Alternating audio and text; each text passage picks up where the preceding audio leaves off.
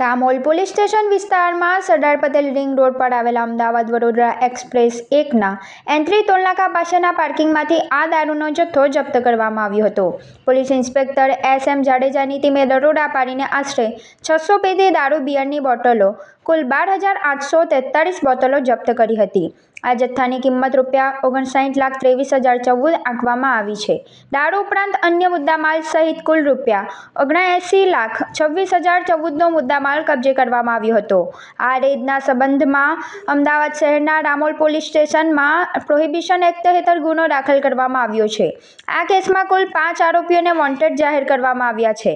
Wanted આરોપીઓમાં Botad જિલ્લાના રેફડા ગામના શિવકુભાઈ કરપડા દારૂનો જથ્થો મંગાવનાર અને સુરેન્દ્રનગર જિલ્લાના મૂળી તાલુકાના રામપરડા ગામના ધીરુભાઈ ભીખુભાઈ કરપડાનો સમાવેશ થાય છે. આ ઉપરાંત દારૂનો જથ્થો મોકલનાર તેમજ તેની હેરફેર કરનાર અન્ય 3 આરોપીઓને પણ વોન્ટેડ જાહેર કર્યા છે.